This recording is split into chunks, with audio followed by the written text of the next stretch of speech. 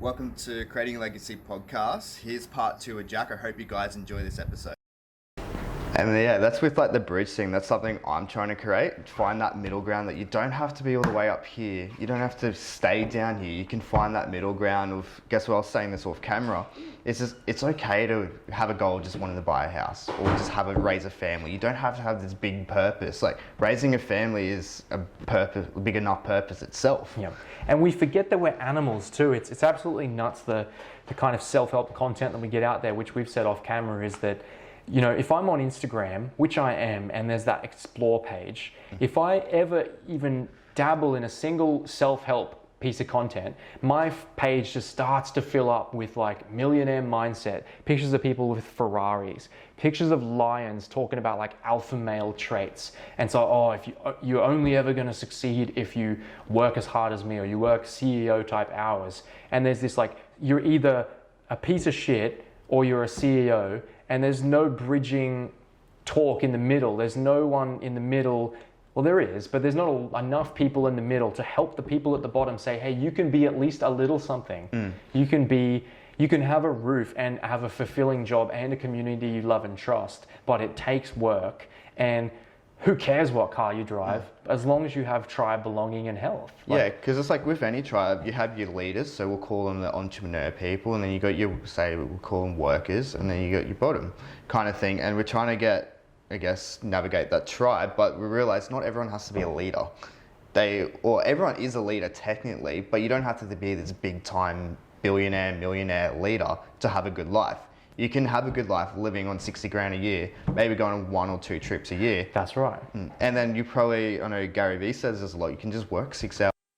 Say you can still go to your kid's football game and all that kind of stuff. Go and have, you know, that lunch break with your friend and sit there and talk for 2 hours and then go back to work for another hour. Like that stuff's okay to do. That's right. And we have this very rigid sense of what success is, and it's subjective. It's for you to decide. Like for me, success is that I can get through this life with my health intact, with a roof over my head, with food in my belly, I have a cool community, and that I get to make as much art as possible. I couldn't give a damn whether I've got housing investment properties or a healthy marriage or kids. It's like if I can get through this life and do something I love and smile most of the way through, and also fulfillment, also do good to others around me, be a good role model, that's a life. Like if we look at 99% of all of human history, or at least recorded history, it was just people dying to the axe and dying of starvation, and they get a wound and they get infection and die. It's like human life was messy.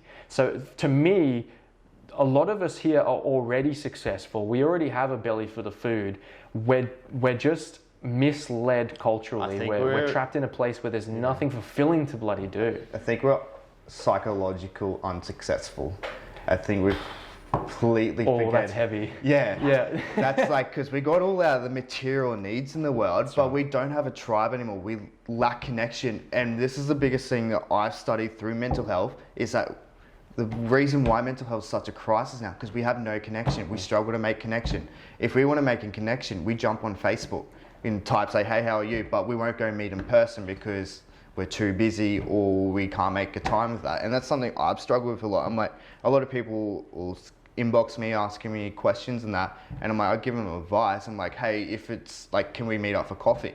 So then I can give you actually connect eye to eye and actually have that interaction. And I had an eye to eye interaction with a retiree guy when I was living in Lutwyche, north of Brisbane, and because there was an retirement village close to where I lived, and because I came from a private school, I'd like tip my hat to them and be like, morning, afternoon, and they were very confused by that. It was very uncommon for them. And I got into this conversation with an old guy, and he said, he was really grumpy. He's like, oh, you young people these days, like, you're so short-sighted, you have everything, but you're still not happy. And I'm like, that's because we have everything we could ever want, but not the things we need, which is a tribe and a purpose.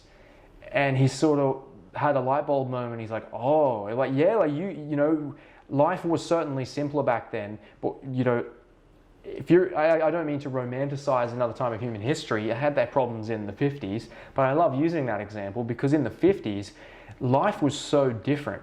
Like you didn't have all this decadence in the same shape that it is now.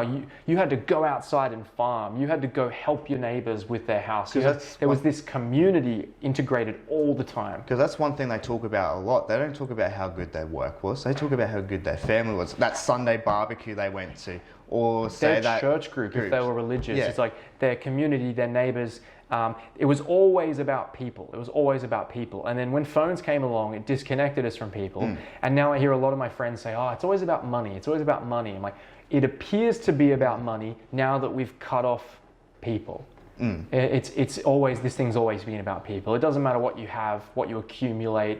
As long as you've got trust in a community, it's a win. Yeah, because the reason why people have such a problem with money, because people use the tool in such a wrong way. It's a great, fantastic tool, especially if you want to create, create a big purpose, say go build a school in Africa. You need money to do that. You can't just fucking... You need resources, yeah. You can't just swim over there and then like, hope for the best. And there's no free ride. Yeah. You've got to work hard for that. Yeah. And that's what a lot of people miss out on with money. Yeah. I think we're so undereducated about that right now, and I mean that in the sense of the way it begins at our time. The way we're using our time as a generation is really poor, and so that allows us to then criticize the economy and say, oh well, the economy's against our favor. It's keeping us down as the 0%. We're stuck at the bottom, and it's like, no, we're not really. Like, my parents managed to save $1,000 a year being farmers, and they were struggling. They worked from sun up till sundown, no sunscreen, just burning up. And at the end of the year, they had enough money to take their 2 kids to Noosa for some fish and chips and swim at the beach for like 4 days in a hotel. That was it. The average millennial now is spending that or more on an iPhone every year. And it's like, we are spending our money so poorly. Uber Eats to our door, like $35 to eat once. It's like, we are throwing our financial potential away. And so now, again, how would people take me seriously? I'm a tattooist. I'm succeeding financially right now. How would they take me seriously? But there was a time in my life where I was earning $400 a week, and I could have lived off that. I didn't. I struggled through that $400, but knowing what I know now, you can make that last a long time. You can eat healthy whole food and pay your rent on that and just get by and still be a happy, healthy person. Because a lot of people struggle with financial stuff, but they all spend their money on stupid shit we don't need, trying to impress people we don't like. Even though it's a cliche thing to say, but it's so good. And it's so true. And it's like, we're looking for other people's, like, I guess, what's the word I'm looking for? Acceptance, approval. Yeah.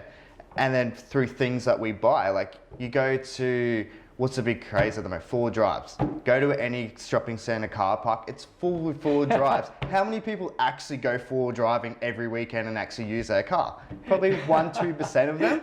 It's just because their best mate down the road bought one and he wanted to buy a better one. Say he gotta have it. Yeah. Gotta have it. Yeah. Which is a big thing. Guess we'll look at, the steps of, say, recovering from mental health or looking for getting out. Like, actually, the practical getting out, because that's to me is the bridge that we're missing. I don't want to just go out there and say that it's just about sheer determination, because it kind of is. Again, you need to have a why. It's like, well, why do I want to get out? Now, I may as well share this story because it's pretty dark and it's pretty personal, but it may give at least something to people as to how I got out and what is worth living for me. Because there was a point there where I had nothing. It was impulse, and my life was not worth living, and there was no point getting better. So I had this very dark suicidal idea where it's like, if I died, I would leave something behind first, and I would, like, all this 25 years of knowledge and insight and this would be wasted. All the shit in my head would be wasted if I didn't at least give it out. That's why people write a suicide note or they write a book. So it's like, this is a part of me that will live on when I die. So for me, it was like an art gallery. I was like, I'm going to paint my pretentious philosophical ideas into this gallery, and then it'll be romantic. It'll be like, the gallery will show and everyone will see it, but oh, he died. And what's ironic about that is when I was really, really depressed and I had bad nights, I would go to my workplace in the middle of the night and drink coffee and work on my paintings. And it actually brought me to the thing I should have been doing all along, which was painting. And then it just lit my life up. I was painting and I'm like, I don't want to die anymore. This is awesome. So the message behind that is like, sometimes it's your last desperate decisions and your breaking point where you find things about yourself you didn't know. So now in terms of the practical and getting out, although that's a fuzzy story of what gave me some purpose or gave me something to work on. Any, say 12-step program, I spoke about this before on another podcast, is that the whole point of that 12-step program, how to become fully recovered, is to find a higher purpose in yourself. Yep. Or find that purpose is going to drive you to stop you from drinking. Well, if it makes you feel better, I didn't have any meaning to get me out. I got out because I just wanted to stop suffering. Yeah. I didn't really have anything, some grand purpose that helped me get out.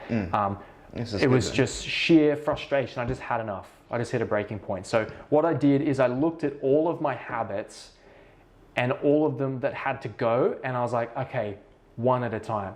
So I moved house out of a really toxic living situation. I said, okay, first one, no cigarettes. That's going to save me money too. It's going to save me like $80 because this is a really good way of putting it too, because everyone thinks you have to do the whole jump at once, but it's about those little steps. And it was a 2-year process to kick all these habits. That's right. And it was cigarettes first.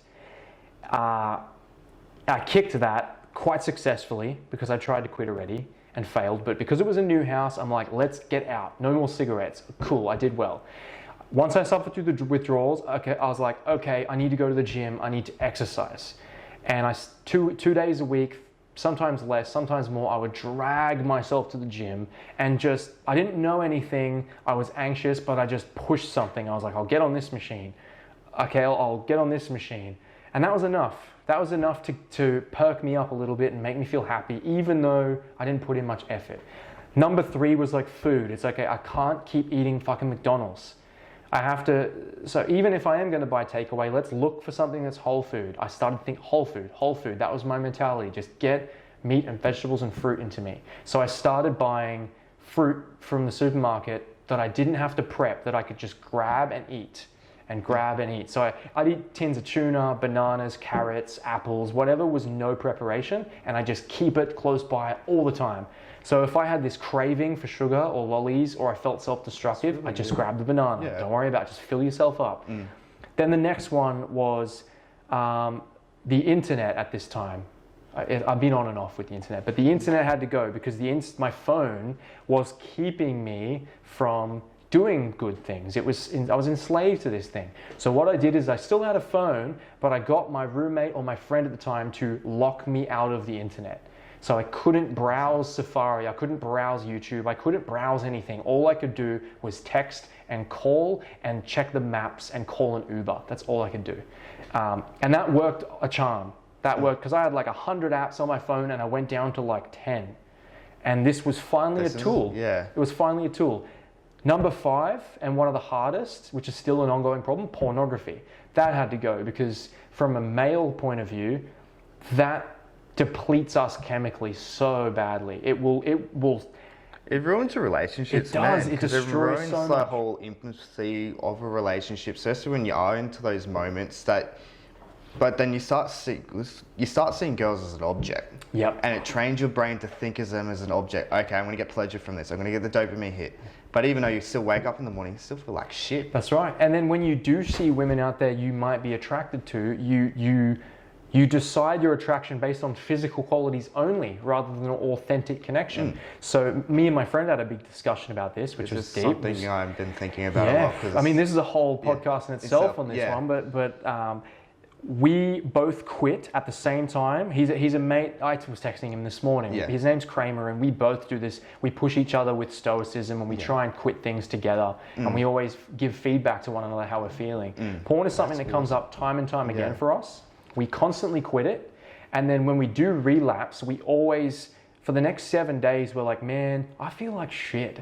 We always correlate the same outcome. We go, we feel like shit, man. I have no motivation, no inspiration, no want to connect with others. It just messes with our brains so much. And then when we quit, you go a week without it or 2 weeks without it, and it's like you come back to life again.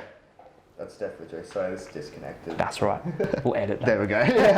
No, I'll keep it in there. But yeah, this is something I was listening on a podcast, man. Especially with like sex and all that kind of stuff, because with males, it's all about the next woman kind of thing. You're looking. We're programmed to constantly spread our seed. Yeah, and there's so much, and this is something because not anymore. I got so much shit after when I broke up with my ex because I didn't go sleeping around and looking for that next kind of new thing, and then I kind of I didn't it's great, but this wasn't something I really valued a lot. And then once I started this journey with self-realization, this kind of business thing, there's so much better things than say sex or just going for that one night stand. That's right. And I tell you what though, pornography has definitely wired my brain in a bad way now. Yeah. And I think this is gonna, this was hard to accept because this is something that we're gonna suffer as a whole age group.